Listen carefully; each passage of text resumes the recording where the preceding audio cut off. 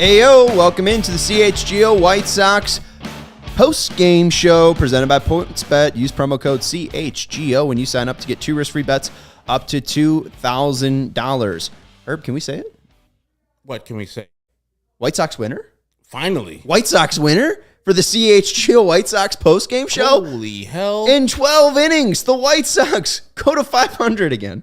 And they win 5-4 in one of the craziest, worst, ugliest wins that you will ever see in Major League history. I'm Sean Anderson. You can follow me on Twitter at Sean_W_Anderson. I'm the host of the CHGO White Sox podcast, pregame show, postgame show. Alongside me, as always, is Herb Lawrence. Hello. He is the CHGO White Sox community leader. You can follow him on Twitter at Ecknerwall23. Good to see our guy Steven Nissen there, Rick Smith, Dan Payton, Wayne, Sheba, Jesus. If you guys want to hang out with us immediately after the game, live on YouTube, feel free to join us. If there's a Sunday and you're looking to kill an hour with us, maybe you don't have work tomorrow on Monday for Memorial Day, you need something to do tomorrow, you can always listen to this tomorrow. But, always feel free to jump into the CHGO Sports YouTube channel and chat with us live.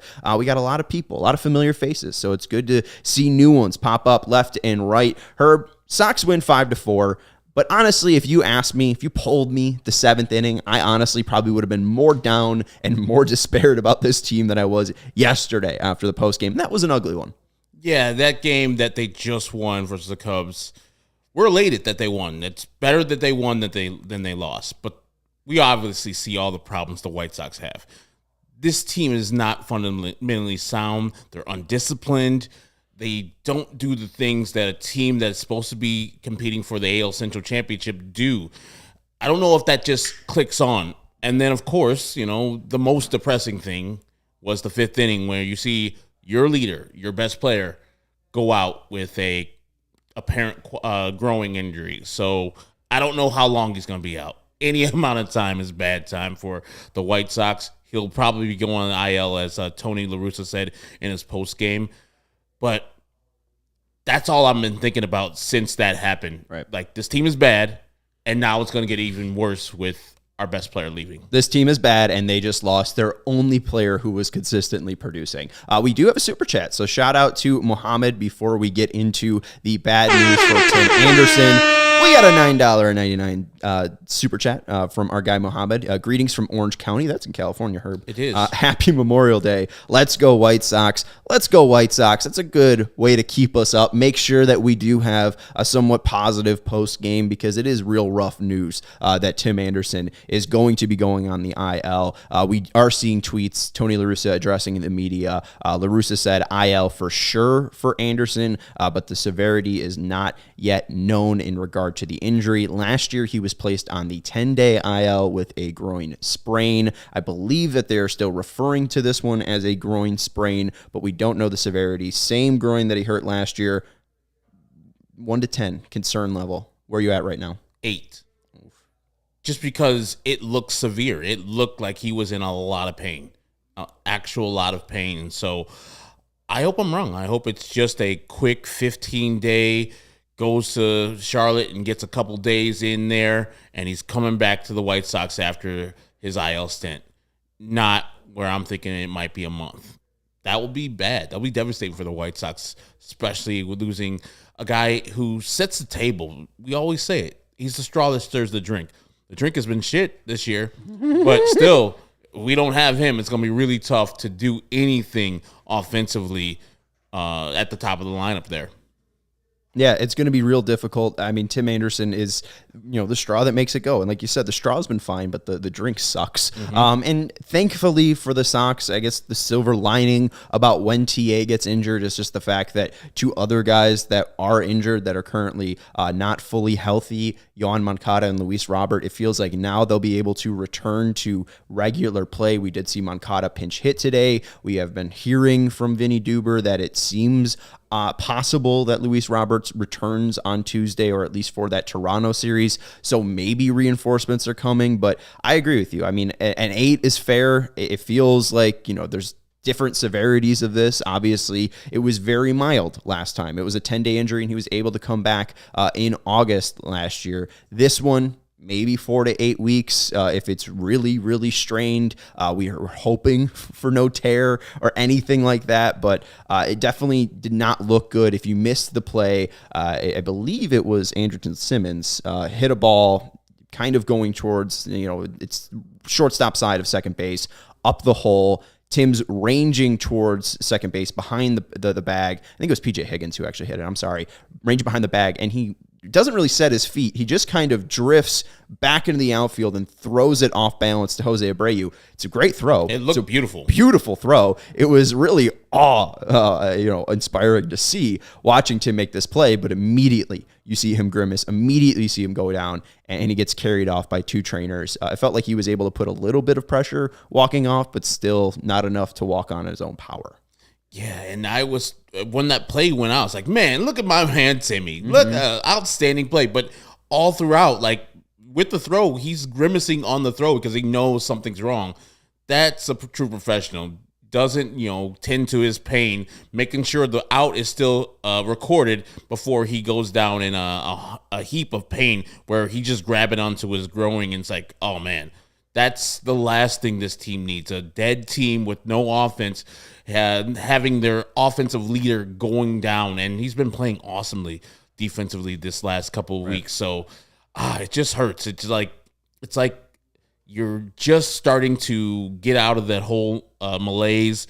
Today you get a victory after it. But then, Tim's gone. And then you're going to get these two guys back with Luis Robert and Eloy Jimenez eventually. And this team is snake-bitten. We can't just have a full team. I remember that stat you brought up that the White Sox with their top 6 core guys have only played, 10 games. 10 games together.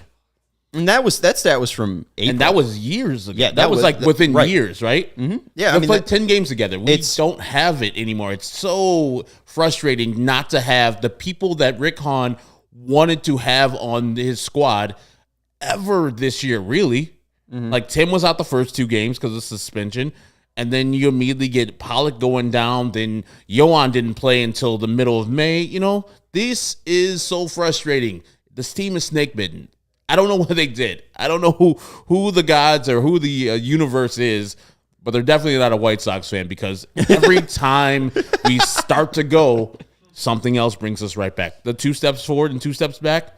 Very true. There's something about Kauffman Stadium that gives me heaven vibes. I think it's the fountains. I think it's the gold accenting. So God is clearly a Kansas City Royals fan. It's Anderson, Moncada, Robert, Abreu, Grandal, and Jimenez. Those 6 have played 10 games together in a White Sox uniform.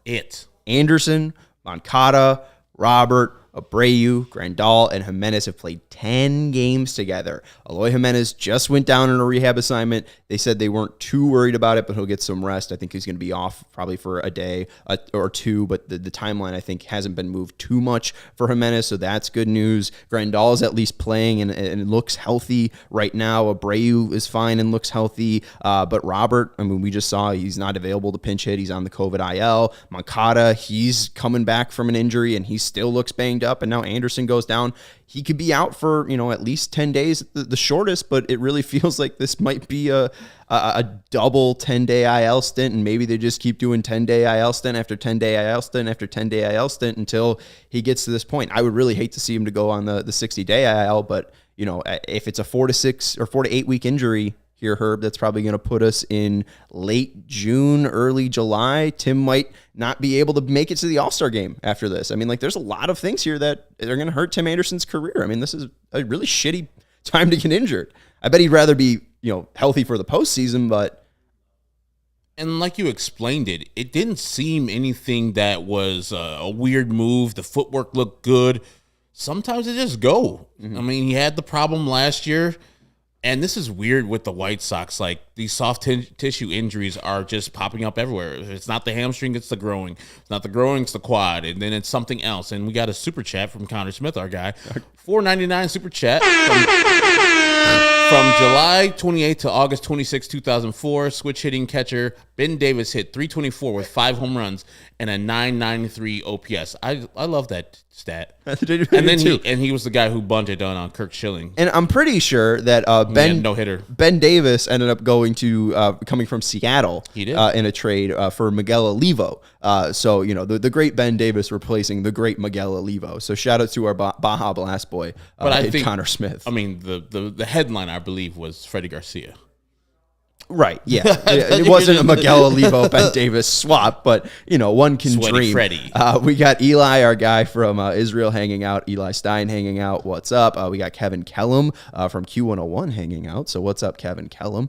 Shout out to you. Moncada isn't 100%, so they won't switch his positions. I've also seen that pop up, too. You know, we've seen this. What are they going to do next with Anderson? We see Mendick get subbed in. Leary was on the bench. So you're probably going to see Mendick and Leary split time at shortstop. It's possible they call up Yolbert Sanchez. Someone will need to go to the IL, so a spot will be open up. So maybe Yolbert Sanchez, who's down in Charlotte right now, can get the call up. I don't think that they'd move Moncada to second base. No. I really don't see the point. You see Jake Berger today, great bat, but I mean he's not a major league third baseman. There's that bunt that happens. It's right in front of Reynaldo Lopez, and Reynaldo turns, looks to third base. There's no Jake Berger at third base. So a real brutal play there, and I just don't want to get rid of Moncada's elite defense at such an important position like third base. Josh Harrison's played fine defense at second base. Leary's been fine at second base. Obviously, they need to work on their communication. The whole team does. But I'm not too worried about second base. I know the offensive production hasn't been there, but maybe Yolbert Sanchez can bring that. It just feels, though, they're not going to make any big splashes. It's just going to be a small call-up, and you're probably going to see the usual suspects in Garcia and Mendick. I mean, you paid Leary Garcia 3 years for $16 million. He's probably going to play a majority of those games at shortstop. His defense plays. It's decent in the infield. And for Yolbert Sanchez to come up, I would think they would want him to play mostly every day, you know, getting a couple days off. But if you're going to put a guy like that making his major league debut, you probably want to keep him up there for a decent amount of time, or keep him down in AAA to get the seasoning that he needs and development that he needs. It's bad any way you put it, unless they have faith in Jake Berger playing second base. Now, which they don't. They don't. I don't know if he has enough range to play second base. He has, of course, the arm because he's a third baseman, but I don't know if he's actually played enough games there. I know we did it the other day in a blowout versus the Boston Red Sox, but I wouldn't be too far away from putting Jake Berger there because his bat, it's playing. His bat has been playing most of the year. When he got sent down, he was struggling a little bit, but since he's come up from AAA, Jake Berger's been doing the job, and I wouldn't want to have that outside of the lineup for somebody who can play second base a little bit marginally better than he can. We do have another super chat that popped up in the chat. Alexander Moss, $1.99 super chat, saying, bring back Gordon Beckham. I don't know when Steve Stone's next vacation day is, but you will not see Gordon Beckham on the field, my friends. And I also saw a comment, what's the highlight that will make Cubs fans the most upset and Sox fans smile? We already have heard Cody from CHGO Cubs screaming his head off about, I think it's the 8th inning, the 9th inning, where the Cubs are unable to drive in any runs. That seems like that's getting to Cubs fans the most. Yeah, I don't recall the play, but yeah, I remember they were kind of out. Schwindel doubled to left center, so they had a runner on second to start off against Hendricks. They pinch ran for him, right? Mm-hmm. And then he wild pitch got him to third. Wisdom struck out. Ortega struck out. Horner grounded out. Yeah, that I would be pissed too because the Cubs had the game in hand. They could have put a couple of insurance runs on the board with the White Sox struggling. Pretty much our whole fan base at that time going into that 9th inning, we were like, it's been real. 1-0 loss. Tough. And then the same thing in the 10th when the Cubs took a 3-1 lead on some nonsense that the White Sox did, what Sean just explained, the Reynaldo Lopez throw down the right field line and Jake Berger not being where he should be. I was like, all right, this game's over. It's been good, White Sox, 3-1. I like the fight you have in the 9th inning. And then, you know, they come back in the 10th. I was like, these some bitches want to win this game. And I'm encouraged. Because they could have, Really? they could have just thrown the towel in. I know the Cubs are no good. The Cubs gave them every opportunity to not give in the towel. Yeah. And so it's encouraging that they won the game where they played like crap. There's multitude of problems with the White Sox. We all see it out there. Their hitting is not timely. That's really bad when they have guys on bases loaded. And they don't play fundamental defense. Pitching was solid. I mean, Dylan Cease, he didn't have his best stuff. The Cubs were hitting him decently. Early, he had great stuff. His slider was electric. But you could see in a couple of those at-bats versus Patrick Wisdom, he wanted no pieces of him, and he did not want to hang that slider. So he threw it to the left-handed batter's box on Patrick Wisdom. That's why he got the 2 walks. But he did a great job today. Bouncing back from the both Red Sox and the old Yankees series, he's looking a little bit better. The 98 still in play. The slider looked tight in that first inning, and then he lost the grip or the control, so he couldn't really get the pinpoint accuracy that he had before. But when you don't have your best, you make it happen. And his run that he gave up, it says unearned right now, but it was earned because it's a rocket down third base. You got to have Jake Berger backhand that ball firstly, and then throw it to first base, and they call that an error. Come on now. It takes one hell of a bounce off a bag. Like you're just not thinking that ball is going to hit off that bag, ricochet, bounce right up in the air. I mean, it's a difficult play for Berger. If he made that play, I definitely would have called that unbelievable. I don't know about Yasmani Grandal catching a pop-up behind him, calling that unbelievable when he's completely in shade. But that was something else that he made the play. That's all that matters. White Sox improved to 23-23 on the year. A run differential at -45. They are 5 games back of the 29-19 Twins. However, the Twins, they had Royce Lewis, their top prospect, go down today. Byron Buxton go down today, and Sonny Gray go down today. So if you're looking for silver linings, reasons to be optimistic like Herb, the White Sox win and the Minnesota Twins lose 3 of their important players. I'm really not getting an optimistic feeling from this. We'll talk about that with Vinnie Duber, though, because he's joining us from Guaranteed Rate Field. The best way to support us CHGO, is to download the PointsBet app and use code CHGO when you sign up. If you do that right now, you get 2 risk-free bets up to $2,000. But that's not it. Make a $50 or more first-time deposit. You'll receive a free CHGO membership, which unlocks all of our web content, and you'll even get a free shirt of your choice from the CHGO locker. That's $2,000 in free bets, a free CHGO membership, and a free t-shirt from the CHGO locker, all for making more than a $50 first-time deposit at PointsBet. If you have any questions, you can email pointsbet@allchgo.com, and we will help you out. PointsBet is your home for live in-play betting, and it just got even better. Introducing PointsBet's newest feature, the live NBA same-game parlay. When you're watching Game 7 of the Celtics and Heat tonight, you can build the perfect live NBA same-game parlay only with PointsBet. You can find your favorite bets anytime during the game, and if you want more, you can also boost your live same-game parlays. Online sign-up is available in Illinois. You can download the PointsBet app right now and register your account from start to finish, all from your phone. So what are you waiting for? Once the game starts, don't just bet. Live your bet life with PointsBet. Gambling problem, call 1-800-522-4700. And our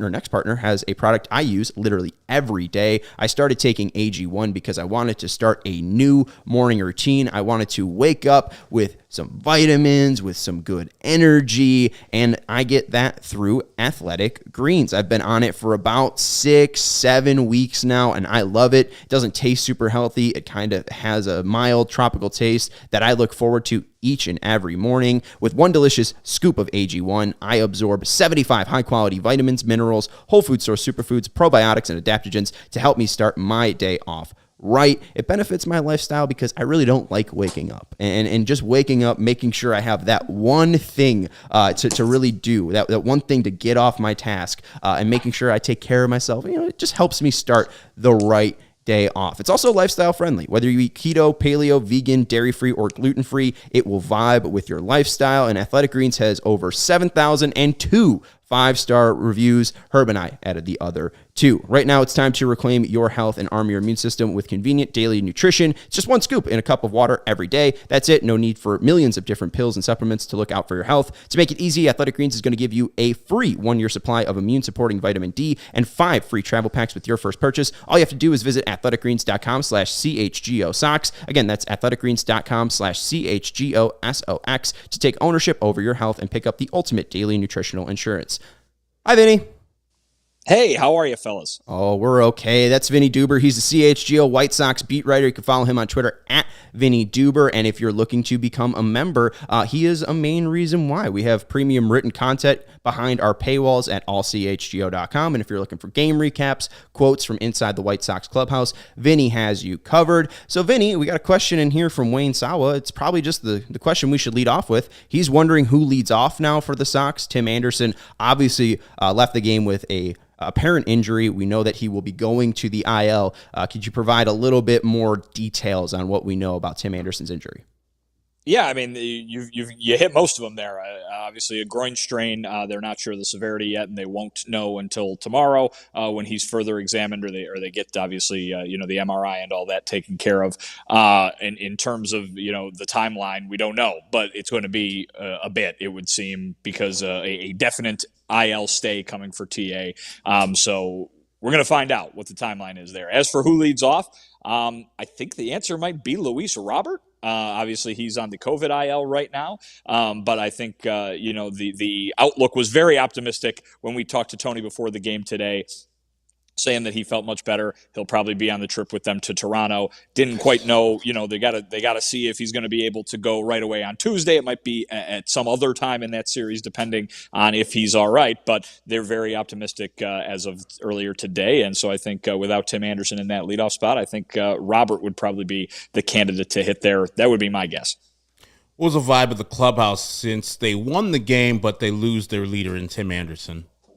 Yeah, music maybe not as loud as you might have expected, but it was in there. I think the win makes a big difference. Tony said it did. There's the whole happy flight, thing that pro teams like to talk about when they're about to hit the road. But I would go ahead and have to say that the headline from this game is that TA is out. But the way they won and the way they were able to come back and win in extras, I think they viewed that as quite the positive. Certainly the way things have been going. If they would have wrapped up that game, shut out like it looked like they were going to be, you score one run in 2 games against the Cubs, you get swept. Things were going to be looking really bad. I don't know how big of a difference this makes in the long term. We got to find out. A win, but they're 500 again, which they weren't when they woke up this morning. So that's a positive. Listen, it as we've been saying all year long, it's been all about the pitching. It's been all about the pitching, and Dylan Cease was fantastic today. They keep getting starting pitching performances like they've been getting, and then you got Lance Lynn coming back at it on top of that. That's about as good as you could ask for. But yeah, they gotta start scoring some runs, as we well know. Yeah, a game very emblematic of their problems. No earned runs as of right now for any of the White Sox pitching, although there's 4 for the Cubs scored. So, they almost pitched a perfect game just as much as they could. They really were fantastic, the pitching staff today. But then again, surprisingly, the White Sox score 5 runs in the last 4 innings, but they do it on a wild pitch, a sac fly, 2 singles, which was nice. I guess 3 singles. But it really never felt like they had that big hit. Did Tony talk about some of the small ball that they did end up playing? I wasn't a fan of the 6th inning bunt when they had Harrison on second base with no outs. You don't say. You were only tweeting about it for 3 hours. I don't know if you follow me. I don't know if you're looking for my tweets. Hey, you're a professional. You don't need to follow me being bitter online. Oh, that's my gosh, Sean. I was about to tweet at you. Like, just enough, man. Enough. My goodness. I understand people don't like to see bunts, but holy cow. Come on. Who cares? It didn't work. That's why you're not happy about it, right? So, listen, I think, Jesus, the Cubs scored 2. These Cubs scored 2 runs, bunting all over the place in whatever extra inning that was. But yeah, listen, I care as much about you and everybody else's complaints about bunting as I care as much about you and everybody else's complaints about the lineup. So I'm just ribbing you there because my opinion doesn't matter. But listen, you got to get runs. You got to get runs where you can get them. And we talked about it yesterday with the send of Yaz on that when Super Joe sent Grandal to try to score him from second, because they're not scoring. They're not scoring at all. And the consistency is even worse. So if you're going to try something, you got to try something to score runs. They were able to do it today. Yeah, I didn't think it was a very impressive offensive game by them. Tip your hat to Jake Berger. He's come back from Charlotte and really impressed, I think. Again, he's not going to take Yoan Moncada's job, but he's going to find his way into the lineup if he keeps doing this, and he deserves to, the way he's been hitting. So, I still think they have offensive problems. I talked to Tim Anderson about him before the game. Didn't know that he was, going to get hurt today, obviously. But, right. It's something that they are not – I don't want to say they're not worried about it, because that is just – phrasing it that way just makes everybody mad. They are confident in themselves and their ability, and that their work is going to pay off. And I think Tim phrased it really well, because he's saying, listen, it's basically all you can do is keep working and keep believing that it's going to work, right? I mean, if you're expecting all these successful pro baseball players to respond to a couple of rough months, and again, Tim has been the exception, he's been fantastic, but by changing their entire, offensive game, that's not going to happen, and it's probably not going to work. That's the kind of thing that happens over the course of an entire off season. That's not an in-season change, entirely doing something completely different. So these are guys who have played at All-Star and MVP and Silver Slugger levels before. They're going to trust that the work that they're doing on a daily basis is going to make it again. Now, he said, you can't be frustrated. You can't lose faith. You can't lose your confidence. You've got to believe that you're the best guy on the planet every time you go out there. And certainly we see that from him. We know it from him, right? But I think everybody, to a degree, in that clubhouse and on every lineup across Major League Baseball feels that way. And it's when they don't that it's a story, right? And I think it's when they don't that it's like, oh my God, he's struggling because he lost confidence in himself, and how is he going to build himself back? The White Sox as a team really don't have that problem, because they are not short on confidence, as we have seen over the many years and the many comments that they've made. It's about getting it going here collectively and individually for a lot of different guys. And, Tony La Russa and his coaching staff are trying. Tim Anderson and the guys in the clubhouse are trying. They're doing their work every day. He used the line that I'm sure nobody likes, but, we're not trying to go up there and strike out. Or trying to go up there and do bad, and I understand fans just see black and white results, and that's how they formulate their opinion. But that's the truth. So I think listen, it's a results oriented thing, right? You can rip them as until they get it right, because they haven't gotten it right yet. But the whole idea that they're not trying is obviously wrong. Well, and to be fair, I don't think that we've tried to insinuate that they're not trying, but it does feel that maybe they're trying the same approach over and over again. My issue isn't with them striking out. I mean, it's the fact that they're not walking, and it feels, Marcus Stroman through 5 innings pitched 54 pitches. I mean, it's like, it's that frustrates me. It just feels like the approach hasn't changed, and you're right. I mean, it's great to have confidence, and I hope that confidence comes back. Part of it is just, I feel like they're pressing so much. They need to have some fun, and I'm just concerned about the guy that has all that confidence, the leader, straw that stirs the drink, your MVP pick going down for possibly, at least 10 days. Well, and I'll tell you this too. It doesn't matter if the team batting average is 200 or 400. Tim Anderson going down is going to have a huge negative effect. You know what I mean? They are a team that is built around him, not only from a baseball standpoint, but from an emotional standpoint, from an attitude standpoint, and they need to feed off of him in every conceivable area, not just, he needs to get the hit at the top of the lineup to make sure that a guy gets on base. It's a lot more than that. And we saw last year, right, when he was bothered by the sore legs, in the second half of the season, he goes down for a little stretch there in the summer, and the offense just vanished. Now, the offense is not here to begin with right now. So what's going to happen? No, I mean, I'm serious. I mean, I know. Right. And listen, it's a narrative that would have been a lot easier to craft had they lost today, right? You know what I mean? Like, oh God, they lost, and it's about to get worse. Now, I think the thing that you can look at today is, well, go back to last year. How did they keep winning all those games without Eloy Jimenez and without Luis Robert? They got contributions. People stepped up, and they got contributions where they needed them. Jake Berger did that today. Jake Berger has done that the last few days, right? And so that's an example. It's certainly not a prediction that's going to turn things around right away, but it's an example of the kind of thing that kept them afloat last year when they dealt with some serious injuries. If Tim Anderson now the one guy you can't afford to lose if you're the White Sox, goes down and they don't get those contributions, like they haven't really been getting them throughout the year from whether it's the main guys or the reserve, the fill-in type guys, that's going to be a big problem. And they already have a big problem in that they can't score a lot of runs. So, I'm sure to use a phrase that Tony used the other day when we asked about something bad happening on a day they won. I don't mean to rain on the parade of folks who might be celebrating a win right now, but really that is the headline today is Tim Anderson and a lot of the other stuff that happened. And boy, there was a lot of it right over the course of 12 innings. Kind of all comes second. And speaking of guys that contributed last year when people went out, saw today, I think the most important at bat was the Gavin Sheets at bat in the ninth inning. One out was already on the board. And I was thinking these guys could just, let this game go. David Robertson's pretty much been nails in his 7 relief appearances to close out a game.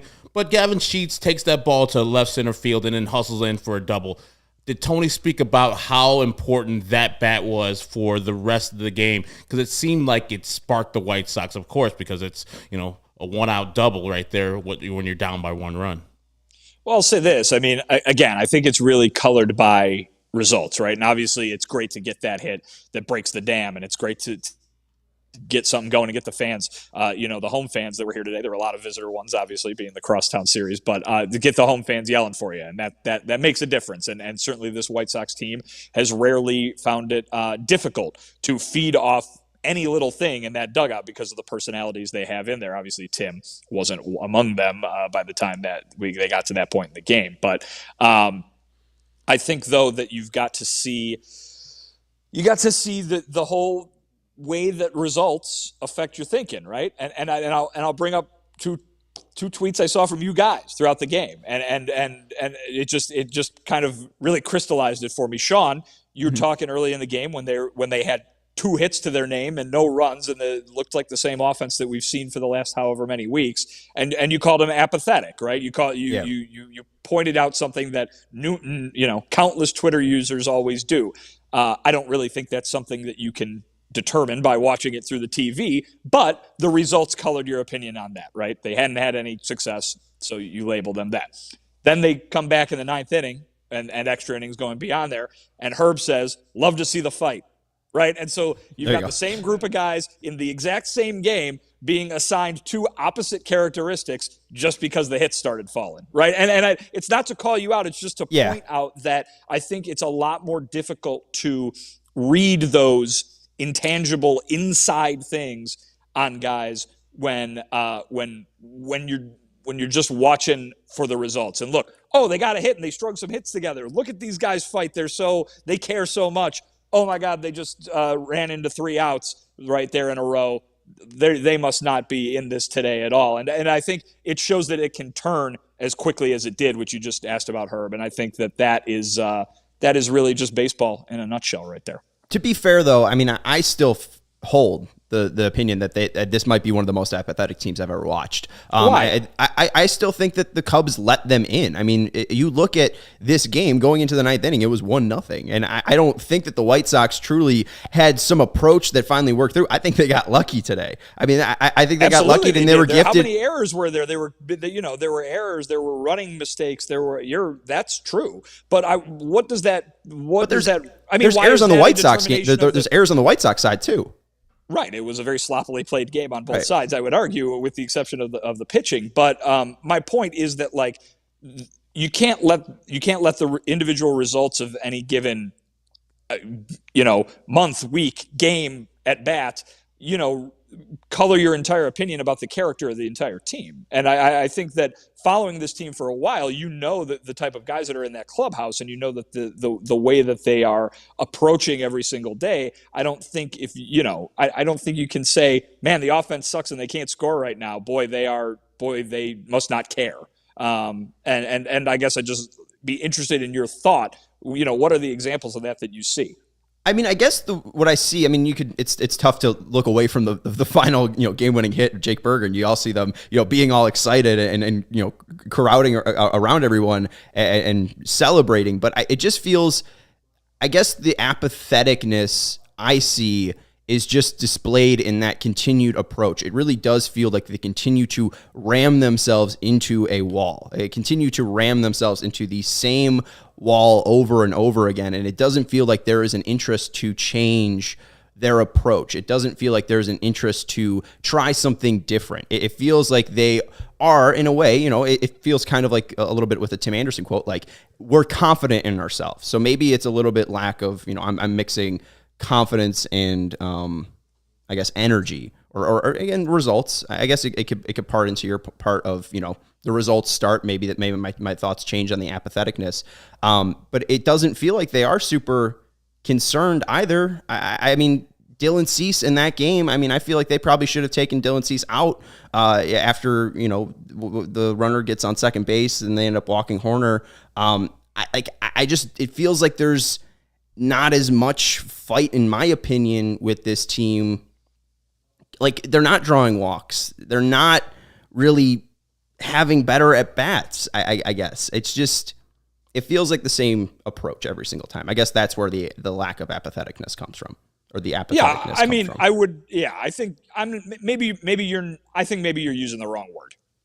I get your concern, but to assign it to assign that they don't care whether they succeed or not because they are sticking with something that has given them success in the past is different, I think. And I think I get your concern, and I think you need to find a new word for it, because I think that the opposite can be true. And let's put it this way: I think what you said could be the case, and it is describing the opposite emotion, right? And to your point, they care so much because, and that they are trusting, that they have faith, that they are working every single day.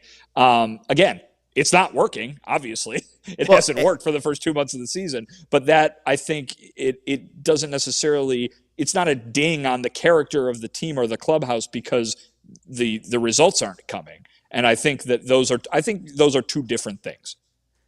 Yeah, so what you're looking for a change in strategy. Yes, I don't think you're looking for a change in the character and the drive of each one of those players. And something that I have said too, and I keep saying that they're pressing. So I guess they really can't also be pressing and being apathetic. Correct. Those are opposites. So yeah, there you go. I solved my own conundrum there. Herb, if you want to step in, I think Vinnie and I might be good dominating this conversation.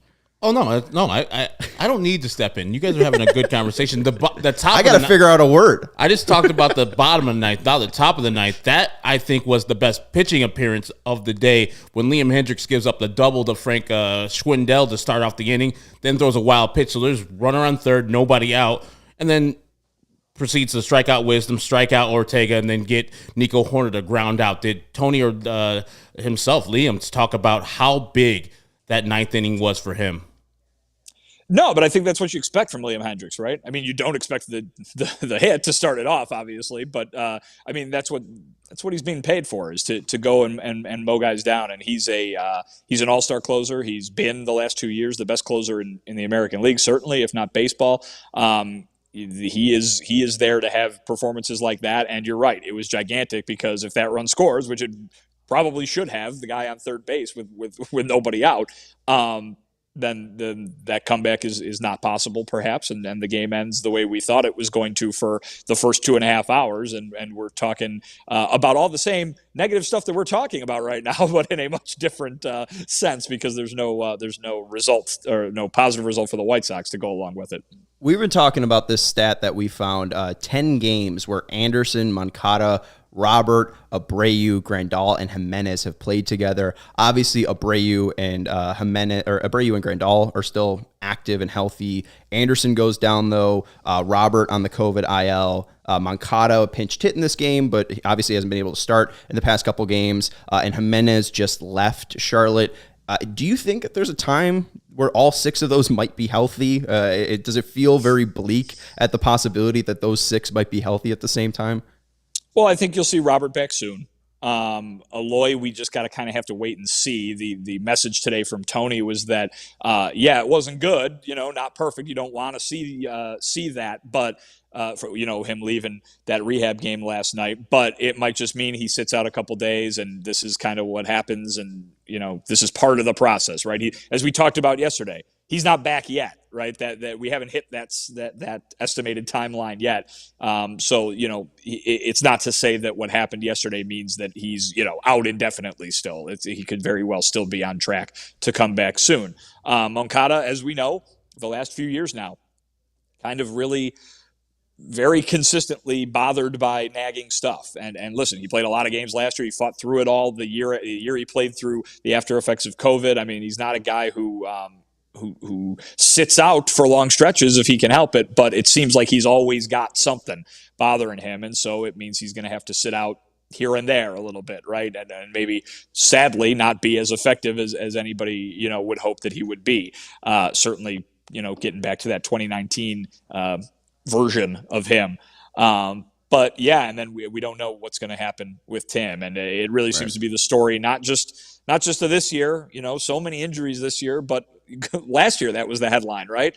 Aloy and Luis and Grandal missing all that time that they missed. So to answer your question, I don't know. I don't know if we're going to see it healthy. And if we are, it's not going to be for a long stretch, perhaps because we don't know when Tim will be back at this point. So, maybe August. It's been tough.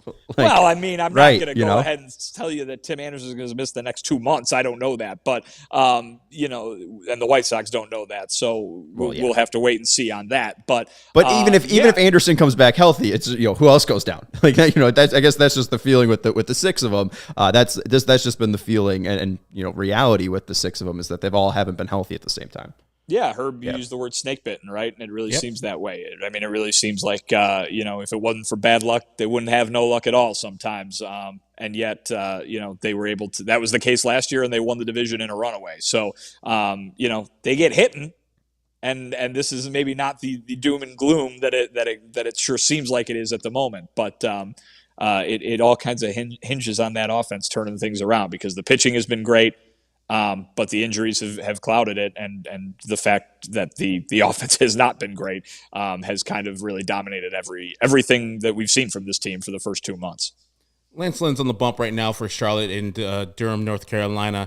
What were the expectations of this first start? They just want him to ramp up, of course, to like 100 pitches eventually at his third start.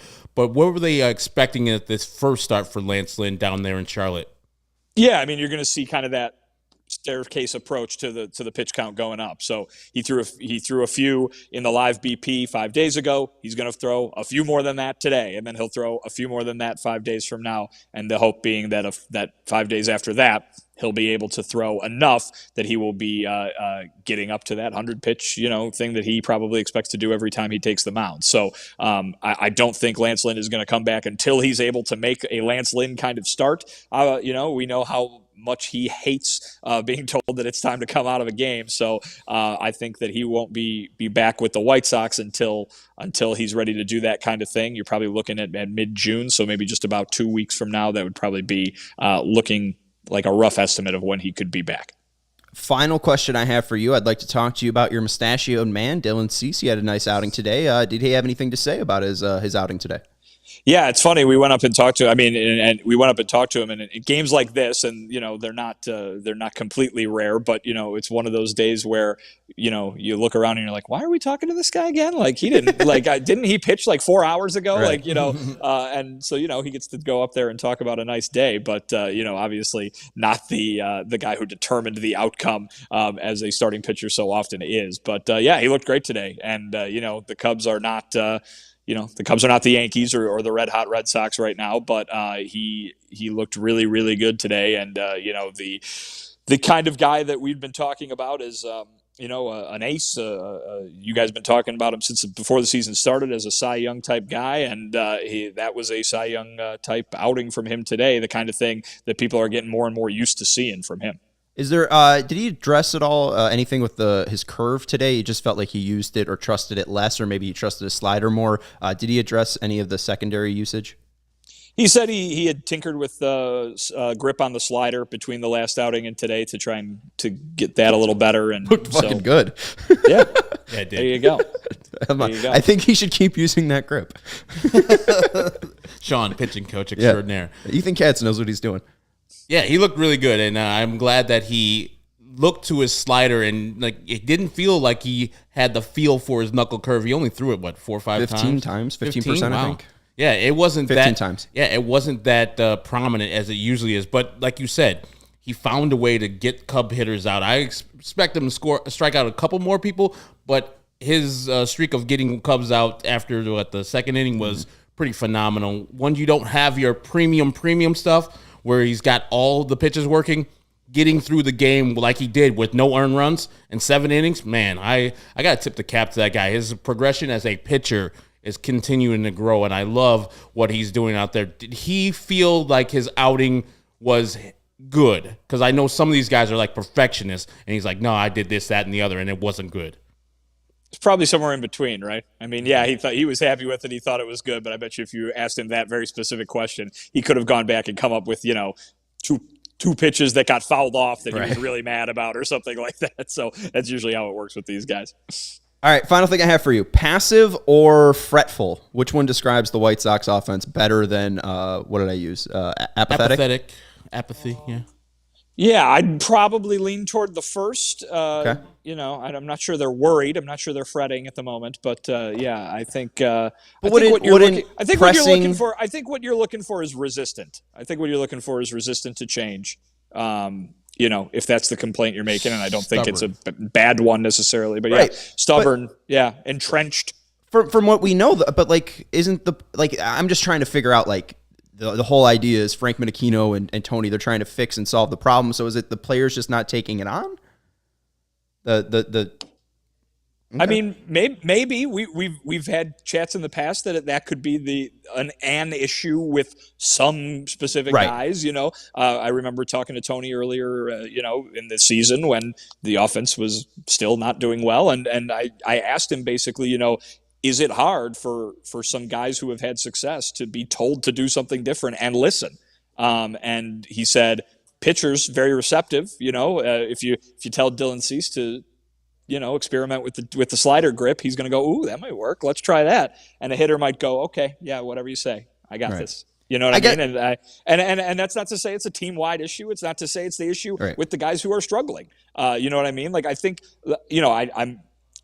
Tim Anderson said to me earlier today, and it gives you a little bit of an insight into the mind of a hitter, right?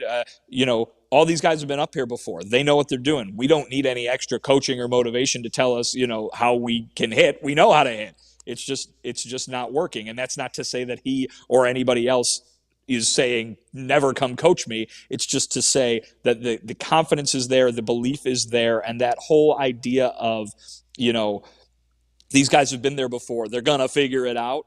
It's entirely frustrating to people to hear when they've watched them not figure it out for 2 months, right? But how many times in over the last decade have we watched Jose Abreu go through a horrible month at the plate? And then you look up at the end of the year and the numbers are what the numbers were. Again, I'm not saying that's going to happen this time around with any specific guy. I'm not saying it's going to happen tomorrow, certainly. They don't play. But the idea is that they have assembled a roster that is not just talented, but in a lot of cases proven. And, guys who have won Silver Sluggers, guys who have been to All-Star games. And in the case of Jose Abreu, a guy who's won an MVP. So, again, that's not to say that things are all going to be cheery because, as I just said earlier, it's going to be a huge problem that's going to drag down their season until it no longer is. But don't be surprised if all these complaints from the first 2 months could end up being put by the boards when we're 2 months further down the road. Vinny, what are you going to do with your Memorial Day off? I was thinking of maybe going to the beach. I am too. It's supposed to be hot. Yeah. I'll see you 90 there. degrees. I'll see you there. Me and Vinny are apparently going to go together. Which beach do you prefer, Sean? You're down on the south side there, I know. I go to the South Shore Cultural Center. Okay, gotcha. It's very nice. Where do you what's your frequency? What spot do you frequent? See, I'm more of a when I go by the lakeside, I'm more of a walker than a beach goer. Mm-hmm. But I think maybe give Montrose a try. Maybe up in that area. We'll see. How far I get on a walk before I decide I want to dip the toes in the sand. If you go farther enough, the dog beach is right there too. Remember sunblock. Oh, You're telling me after Arizona? Come on now. He's well-traveled and very smart and has the SPF 50 on lock. He's Vinnie Duber. You can follow him on Twitter at Vinnie Duber. He's the CHGO White Sox beat writer. Enjoy your Memorial Day, Vinnie. You guys do the same. We will see Vinny on Tuesday. We got Toronto versus Chicago, and that's why KPW says, hey, guys, can't wait for Tuesday. Can't wait for Kevin Gausman to shove versus the White Sox. Interesting stuff to go off of there with Vinny's comments from Tim postgame, Tony, or Tim pregame, Tony postgame. Interested to dive into those quotes. If you enjoy CHGO, one way to help us continue to grow is to download the PointsBet app and use code CHGO when you sign up. Not only are you going to get 2 risk-free bets up to $2,000, but if you make a $50 or more first-time deposit, you'll receive a free CHGO membership, which unlocks all of our web content, and you'll even get a free shirt of your choice from the CHGO locker. If you have any questions, you can email pointsbet@allchgo.com, and we will help you out. And in case you missed it, online sign-up is available in Illinois. You can download the PointsBet app right now and register your account from start to finish, all from your phone. You'll be signing up with the fastest sportsbook easier than ever, so you can start living your bet life in seconds. So what are you waiting for? Once the game starts, don't just bet. Live your bet life at PointsBet. Gambling problem, call 1-800-522-4700. All right, Herb, I thought it was pretty interesting there. Maybe towards the latter half where we kind of started talking about the hitting coach and the whether it's apathy, whether it's passiveness, whether it's fretfulness from this White Sox offense. But it is frustrating to just hear that, maybe it is passiveness. Maybe they aren't nervous. Maybe they aren't afraid. Maybe it is just a little bit of stubbornness from these White Sox hitters. It hasn't seemed like the approach has changed. And the approach, I guess, did give them 5 runs today, but there was no hit that I see that I'm like, oh, wow, here comes the bats. I mean, there's the Gavin Sheets double, I guess. Yeah, I think that I talk about process over results all the time, but I'm mad about the results that the White Sox hitters have had. So for them to keep the same approach, which they think is the correct process, would be my thing. I would be like, okay, I see that you're doing the same things that you've been doing to get success for years. I would just go back and say, was the initial process of you doing this the correct one? And so, yes, I don't too much fault them for running into problems on offense because they're trying. They're out there giving effort. I mean, Gavin Sheets, we talk about all the time. Like, he should have been sent down instead of Berger. But today, comes up with the big knock in the 9th inning. Hustles for a double there. Mm-hmm. So, yes, these guys are trying, but once you don't see the numbers translate or the runs translate or the walks translate, you're like, okay, guys, maybe you need to go with a different process than what you've been doing. Maybe that process that you initially did, it bared good fruit. It had good results, but it was very shaky. It wasn't real. It wasn't built on a solid foundation. Now maybe you need to go back to, hey, let me see a pitch every once in a while. Let me see these balls a little deeper. Mm-hmm. Well, let me see exactly what this pitcher's trying to do to me. And a walk is not a bad thing. A walk is a thing that I will take. We've seen Timmy walk twice in a game.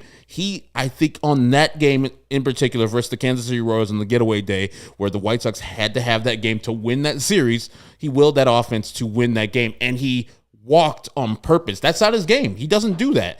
And he stole bases on purpose to spark the offense. Now, I need the rest of the guys to find a way. With his absence, it's going to be a huge void there to get runners on, firstly, and then secondly, produce. And when they're on second base, and we've seen the stats for them having runners on second base when they get singles. What has it been, 16 times this year? Oh, Jesus. I mean, before today's game. Yes, so before today's game, here's some stats for you. When they have a runner on second, when the Chicago White Sox have a runner on second, when a single is hit and a runner scores, all right? Yeah. The White Sox have had 16 runners on second when a single is hit and a runner scored. That is the lowest in the major leagues. They have 16. The next team is 18. The league average is 28. So the White Sox well below average at driving in runners from second base on a single. They also lead the majors, tied for the lead in runners thrown out at home with 9. So maybe that's a little thing there too. Yasmani Grandal would have scored from second, but he's slow as shit. And then also when these are plate appearances with less than 2 outs and a runner on third, the White Sox have 96. It looks like it's top 10, close to top 10 for most in the major leagues. times they've actually scored, plate appearances with less than 2 outs, a runner on third, and the runner scored. The White Sox also look to be bottom 10. 39 times they have scored with a plate appearance with less than 2 outs and a runner on third and the runner scored. It is the lowest conversion percentage at 40.6%. The second lowest, Miami Marlins at 44%. So they are horrible at driving runners in from third base with less than 2 outs. They just can't do it. And it's part of the runners in scoring position stats. But it's just so frustrating to see it continually happen. And that's why, I mean, even when they move people over to fucking third base with a sacrifice bunt. I was literally about to talk about that. They can't even drive them in. That's part of the problem. Tony's always doing these sacrifice bunts. He tried to do a sacrifice bunt in extra innings. Luis Garcia got called out for interference, and then Adam Engel had to go back to second base. I hate sacrifice bunts, guys, unless they're producing an actual run. Like if you're doing a suicide squeeze or a safety squeeze where you're scoring a run, and that maybe is the winning run, I'm in. But if you're just moving a guy who's fast from second to third base and giving up an out, I'm not in. The White Sox do that way too much. Can we literally just throw the fucking entire thought process back at Tony La Russa's face? Bottom of the sixth inning. I'm so sorry. Bottom of the sixth inning. Harrison gets the second on a wild pitch. Mendick bunts a fielder's choice to the pitcher right to Stroman, who's one of the best fielding pitchers in the league. He throws out Harrison at third, 1 out at first base. Then, here we go. Let's see. Who was on second base when Danny Mendick led off the bottom of the 10th inning? Oh, Josh Harrison was on second base. So when Josh Harrison was on second base with no outs, and yes, in the 6th inning, it was a 0-0 game, and it was a 3-1 game in the bottom of the 10th. But here comes Danny Mendick hitting a fucking single up the middle. And do you know who ends up scoring? Is Danny Mendick to tie the game. So it does make sense to not give up outs and actually swing the bat. And we saw Danny Mendick has been one of your better producing hitters at Charlotte this year when he's down there. He has a high fly ball percentage this year. There is no reason why Gavin Sheets gets the exception, but Danny Mendick doesn't. It's ridiculous. Just because a guy is small and short doesn't mean you should fucking bunt him, because he had the worst bunt attempt you could have. He bunted right back to the pitcher. The third baseman stood on third base, and that guy got gunned out. And I want to go to the run expectancy thing. I know people hate math. People hate analytics. Analytics are the worst because numbers are always right. It sucks to actually help your team out. It sucks to give yourself actual help here. An advantage. If you look at the runners column here, if you look at the one with an underscore, a 2 and an underscore, that means there's a runner on second base. When you have a runner on second base and no outs, the run expectancy is 1.068. That's where the White Sox were. Where they tried to get was a runner on third base with 1 out. They went from a run expectancy of 1.068 to 0.865. That is hurting your chances to score. Why? Because you give up an out. And then what they actually do is, because bunting's stupid, you have to bunt perfectly to do it. They then get a runner on first base with 1 out. Their run expectancy, 0.489. They don't score. So they went from having the chance to score above a run at 1.06 to below half a run, 0.489. Tony La Russa, right there, chose to cut his team's chance to score a run in the 6th inning by half. But we want to play with more analytics, as Rick Hahn said after he fired Ricky Renteria. I know that this wasn't his hire, but you can throw some numbers at him. That's what Rick Hahn wanted to do. You could say, hey, Tony, when you got that guy at second, don't bunt, because you see at the end of the game, you got a productive out by Andrew Vaughn from a guy who was on second. He purposely hit the ball to the right side of the infield and moved the guy over to third base. Earlier in that game, Gavin Sheets, there was Jose Abreu at second, and I think Yasmani Grandal at first. He hits a deep fly ball, which advances Jose Abreu to third base. Productive outs. You're trying. That is what I care about. Trying to score the run. I understand you guys don't like GIDP. You don't like people just knocking the ball in the How do you ground into a double play with a runner on second? No, I'm saying. I know, but I'm just saying. Like with Gavin Sheets, he had first and second. Right. I know that you guys want to move a guy over instead of taking the risk of GIDP, or in the case of the guy just being on second, you want to move him to third. Yes, that's more advantageous.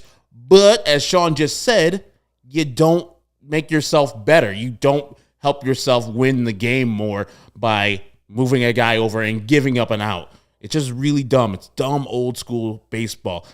And if it's just one run you're looking for, I'll accept it. And it's like you're the last batters and the game's tied and you just want that guy to go to third with one out. Fine. I don't like it, but I understand why you're doing it. But otherwise, it's just so dumb. As Ian says, the process is wrong. It's wrong. No, it's absolutely wrong. And do you know what Mendick does in his next 2 at-bats? Single.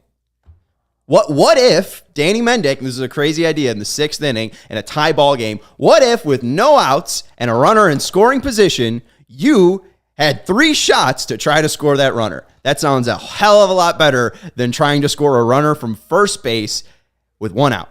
You have a offense that can't score anybody from fucking third base. You have an offense that can't score anybody from fucking second base. You can't score anybody from first base. It's so stupid. It's so stupid to see that strategy just continue to play out. I don't understand it. It's the same thing where you have Josh Harrison batting second and then sliding down to 9. It's all about feel. It's all about, we gotta have the smartest move here. We gotta get a run across the plate. Hit the damn ball. Yeah, that's what they get paid for. Bunting is a thing of the past, and I wish our manager thought that same thing. If you're bunting for a hit like Yohan Moncada did or Reese McGuire, I'm all in for it. But giving up outs is just dumb. Don't do it. You only have 27 usually in a game. Brutal. All right, Steven, what else are we forgetting?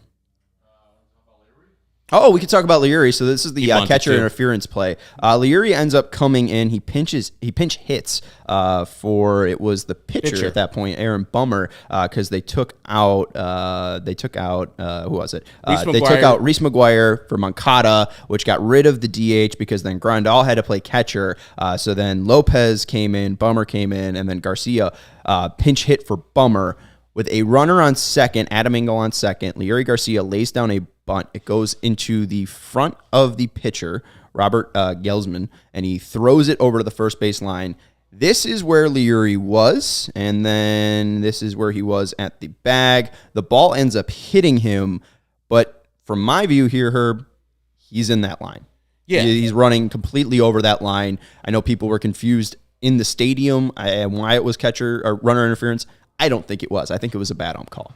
I think it is because initially when he did get contacted, he was still over the line, and it's hard and fast. Like they should have a thing like in softball where the runner runs in the out of bounds spot and there's an extra base there for that specific thing only for that time when you're running from home plate to first base to touch the bag, so you could stay out of the in play, and then people can not throw the ball at your butt and get you a easy out, because he wasn't trying to do that. He wasn't trying to get in the way of the second baseman. That call is always a dumb call to me, but it's part of the rules. If you're inside of the line, if it ball hits you, fine. I didn't too much care about it. I cared about the bunt that he just did to start that. It's another thing. There's a runner on second. Leury Garcia is a left-handed hitter in that regard. It's a runner on second. It's Adam Engel on second. Your second fastest runner. Yeah, and so Leury Garcia, I know he has a inside-out swing sometimes where he hits it over the shortstop, but for the most part, if Robert Gesellman's pitching versus him, he can ground the ball to second like Andrew Vaughn did later in the game. You can have a productive out without automatically giving up the out there.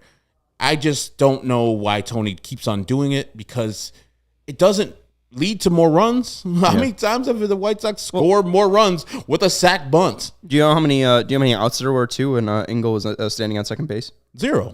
Yeah. So there's another sacrifice bunt. Yeah, just hit the ball to the right side of the infield. Ground out to the. So Garcia grounded out. Harrison grounded out into a fielder's choice to the pitcher.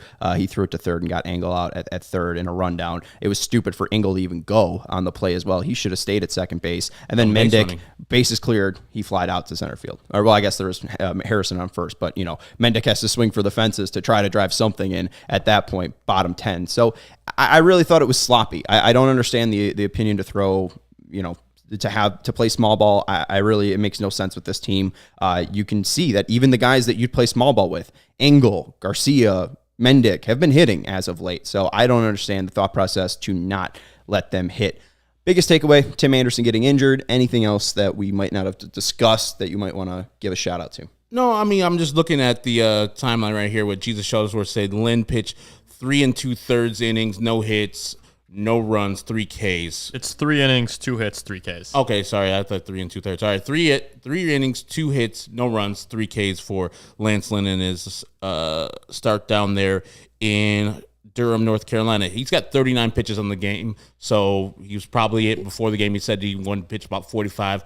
That's pretty much it for the start, if that is the case. I'm not too worried. I'm not too concerned about watching what Lance Lynn is doing down in Charlotte. You know, it's about getting pitches and it's about returning back. So hopefully we'll see him. I think Vinnie mentioned around June 13th for Lance Lynn's possible return. So we'll see the earliest if he can return. Was it? That's the earliest you return? Yeah, because of the 3 starts he wants to do. You know, so he has to go a start, wait 5 days, start, wait 5 days, start, wait 5 days. And if he's only going 39 pitches in this one, he'll probably build up to about 55, 60 next one. Yeah, so the White Sox next opponent, they will be off tomorrow for Memorial Day. You'll see the Toronto Blue Jays and the Tampa Bay Rays. They will go to Toronto, they will go to Tampa, and then they welcome in the Los Angeles Dodgers. How fun. Toronto, it will be Giolito versus Gosman, Kopech versus Ryu, and Cueto versus Manoah. How you feeling about going into Toronto? Just like I felt when they were going into New York. I was like, ooh, they just played a woeful series versus the Royals where they happened to get the victory in the series, 3-2, and I was like, just get one of these games versus the Yankees, and then that'll be a successful road trip. They got 2 out of those 3. They played much better in those series, and that, especially that doubleheader win, they played much better. I'm not too high on them going to Toronto because of 2 of those 3 pitchers. The bread of that sandwich is not really awe-inspiring for the White Sox because Kevin Gausman's pretty damn good. And then I heard he's all right. And then you got Manoah. Oh, God damn, he's good. And then I'm acting like Hunter Ryu is some crumb bum. He's pretty decent himself, but he's a left-hander. So the White Sox usually do well versus left-handers, except for Daniel Lynch. Damn it, KPW. Please don't predict that on that Wednesday. KPW, don't even come on Tuesday, Wednesday, or Thursday talking about your damn Blue Jays winning. I don't feel good. I just want one. I know it's terrible. It's very, very terrible that me just saying I want 1 out of 3. But this team is not a good team, but they're supposed to be much better than they played so far. I just want 1 victory over the Toronto Blue Jays. And then if we can get 2 out of 3 versus the Tampa Bay Rays, I'll take that. Split the series. Split the road trip of 6 games. I'm told it's early, so hey, this doesn't matter. You can get swept right now. It doesn't matter. They're not even at the 60-game mark yet. So, you know, they still got 102 games after the 60-game mark. So, you know, it could always happen. I'm not expecting a good one. Alex Manoah has a disgusting slider. As we know, the White Sox, the stubborn White Sox, maybe the passive White Sox, haven't really taken to any slider help. So I think that they will get absolutely carved up by Manoah. And Kevin Gausman with a major league splitter will also carve up the White Sox. So we'll be able to recap those games, pre and post games for you on Tuesday, Wednesday, and Thursday. It'll be Herb Lawrence and myself, Sean Anderson, along with Vinnie Duber, who will not be in back Toronto. Together for the first time in a long time. We'll be hanging all out together. Vinnie can say I have bad word choice in person, which is going to be fun to say. That should be all good. You can follow Vinnie on Twitter at Vinnie Duber. He's a CHGO White Sox beat writer. That's Herb Lawrence. You can follow him on Twitter at Ecknerwall23. I'm Sean Anderson, the host of the CHGO White Sox postgame show. You can follow me on Twitter at Sean_W_Anderson. You can follow the show on Twitter at CHGO_White Sox. And shout out to Stephen Nicholas, who produced us today. We will talk to you tomorrow. And thank you to Fleetwood Mac for their 1979 album, Tusk. Hold on a second. You see your man KPW spell offense incorrectly? Come on, man. It's America. Yeah. OFFENCE.